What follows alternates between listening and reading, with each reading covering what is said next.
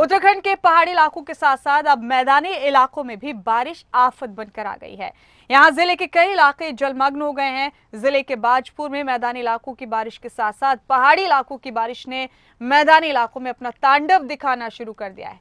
आलम यह है कि अब बाजपुर विधानसभा के निचले इलाकों के साथ साथ मार्केट में भी पानी आ गया है। इससे पूरे इलाके में हड़कंप मचा हुआ है। बाजपुर की मार्केट में पानी घुसने का कई साल का रिकॉर्ड टूटा है। पूरा इलाका जलमग्न हो चुका है।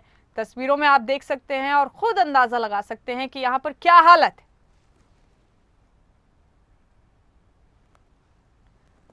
तो राव शफात हमारे साथ मुसलसल बने हुए हमारे ब्यूरो हेड, उन्हीं का रुख कर एक बार फिर। राव शफात, पहाड़ी इलाकों पर हो रही बारिश के बाद मैदानी इलाकों की बारिश भी मुसीबत बन गई है। कई जगह ऐसे हैं, बाजपुर की मार्केट का हमने जिक्र किया, जहां पिछले कई सालों में खूब बारिश होने के बावजूद पानी नहीं पहुंच रहा था, लेकिन इस बार वहां भी पानी पहुंच गया। लोग खौफजदा हैं, क्या हालत है?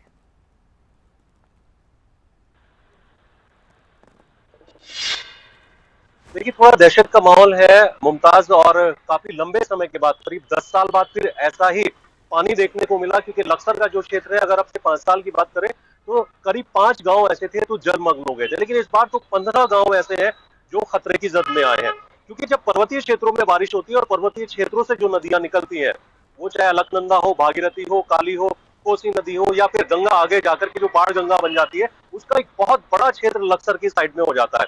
लेकिन समस्या यही है कि जो कुछ नदियां हैं उनका रूप बदलता जा रहा है। बहुत सारी ऐसी ऐसी लापरवाही भी सामने आती है, क्योंकि लोगों ने क्या किया कि नदियों के आसपास नदियों को कब्जा करके नालियों को, जहां से जो पानी जाता है, उनके ऊपर मकान बना दिए। ड्रेनेज सिस्टम बहुत पूरी तरह से खराब हो चुका है। शहरी क्षेत्रों का ड्रेनेज सिस्टम इतना खराब है कि तमाम शहरी क्षेत्र, देहरादून की बात हो, हरिद्वार की बात हो, उधम सिंह नगर की बात हो, ये तो प्लेन के क्षेत्र है, लेकिन यहाँ पर भी तमाम जो क्षेत्र हैं वो जलमग्न हो चुके हैं। आईएसबीटी ऐसा क्षेत्र है, नेहरू कॉलोनी है, हरिद्वार में कनखल क्षेत्र है, या फिर जो दूसरे क्षेत्र है रानीपुर मोड़ क्षेत्र है, यहाँ पर पानी ऐसा कभी नहीं देखा गया। लेकिन इसके पीछे बहुत बड़ी लापरवाही होती है नगर निगम की, नगर पालिकाओं की, जिला प्रशासन की, जो दावा तो जरूर करते हैं कि बरसात से पहले तमाम ड्रेनेज सिस्टम को सुधार दिया जाएगा, लेकिन ऐसा होता नहीं। दूसरा, जब तेज बारिश होती है तो ऊपर से जो नदियां नीचे की तरफ आती हैं उनका जलस्तर बढ़ जाता है, और जलस्तर बढ़ने से अपील जरूर की जाती है कि जो निचले इलाकों में लोग रहते हैं वो सुरक्षित स्थानों पर चले जाएं। लेकिन सवाल ये उठता है कि वो सुरक्षित स्थान कहाँ जाएंगे? वो अपना घर छोड़कर, परिवार छोड़कर, अपना सामान लेकर सुरक्षित स्थानों में बहुत जल्द कैसे शिफ्ट हो सकते हैं? जी। तो अब इसके पीछे जो है एक बड़ा काम करने का, क्योंकि मुख्यमंत्री जब दौरा कर रहे थे, स्थलीय निरीक्षण कर रहे थे, तो उन्होंने कहा था कि जो फ्लड मैनेजमेंट है नदियों का, उस पर काम होना चाहिए। नदियों के आसपास जो लोग रहते हैं वो अवैध कब्जे ना करें, इस पर काम होना चाहिए। और नदियों का जो प्रारूप बिगड़ता जा रहा है, नदी अपना रास्ता बदल रही है, उस पर काम होना चाहिए। और यही तमाम चीजें मुख्यमंत्री पुष्कर सिंह धामी ने अधिकारियों को दिशा निर्देश में कही है। हालांकि नुकसान बहुत बड़ा है उत्तराखंड में, और केंद्र सरकार ने मदद का राव हाथ बढ़ाया शफात, है। एक और अहम अपडेट भी हमें मिल रहा है, इस पर भी हम आपका रुख करेंगे। लगातार बारिश के चलते हरिद्वार में अब पहाड़ भी दरक रहे हैं। हरिद्वार के हिल बाईपास मार्ग पर एक पेड़ गिर गया और अचानक मलबा आने से रास्ता भी बंद हो गया। वन विभाग और प्रशासन ने जेसीबी के जरिए घंटों की मशक्कत के बाद बाईपास रोड को खुलवाया और ट्रैफिक उसके बाद सुचारू हो सका। गौरतलब है कि कांवड़ यात्रा में भीड़ के मद्देनजर इस बार हिल बाईपास रोड को आवाजाही के लिए खोला गया है। राव शफात हमारे ब्यूरो हेड लगातार हमारे साथ बने हुए हैं, उन्हीं का रुख करें। तो राव शफात, अब लैंडस्लाइड के सबब, पेड़ गिरने के सबब भी बहुत सारी परेशानियां पेश आ रही हैं। बाईपास रोड को आवाजाही के लिए खोला गया इस बार हिल बाईपास रोड को, क्योंकि कांवड़ियों की काफी भीड़ है इस बार। तो अब इन तमाम चुनौतियों से भी निपटना एक बड़ी बात होगी।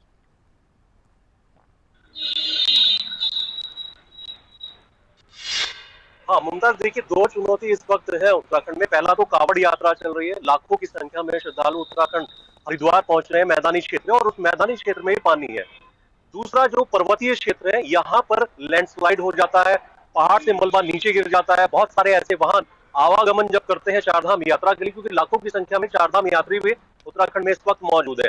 हालांकि अस्थायी तौर पर, सिर्फ टेम्परेरी तौर पर चारधाम की यात्रा को रोका गया था, लेकिन कुछ घटनाएं ऐसी भी होती हैं कि जब वाहन आवागमन करते हैं चारधाम यात्रा के रूट पर, तो पहाड़ी मलबा नीचे गिर जाता है और उसमें वाहन दब जाते हैं। 4 मौतें भी पिछले 2 हफ्ता पहले हुई थी। तो इस तरह की जो घटनाएं होती हैं वो वाकई में दर्दनाक होती है, और इसीलिए अपील की जाती है कि पहले रास्तों की सिचुएशन को देख ले, मौसम विभाग की जो एडवाइजरी है उसको देख ले, जिला प्रशासन की जो एडवाइजरी है उसको देख ले, तभी चारधाम यात्री जो पहाड़ों का आवागमन है, चारधाम यात्रा का आवागमन है, उसके तहत ही चले। जी लेकिन कुछ लोग लापरवाही करते हैं, इन एडवाइजरी को नजरअंदाज कर देते हैं और अपने वाहनों को लेकर या पैदल वो चारधाम यात्रा का रूट पकड़ लेते हैं। जी हालांकि देखिए, प्रशासन की टीम मौजूद है, करीब 450 जो लिंक मार्ग हैं वो टूट चुके थे, जिसमें से 200 से 250 जो मार्ग हैं उनको दुरुस्त कर दिया गया और टीमें अभी पीडब्ल्यूडी की, जिला प्रशासन की, रेस्क्यू टीमें, एसडीआरएफ, एनडीआरएफ चप्पे जी चप्पे पर यहाँ मौजूद भी है।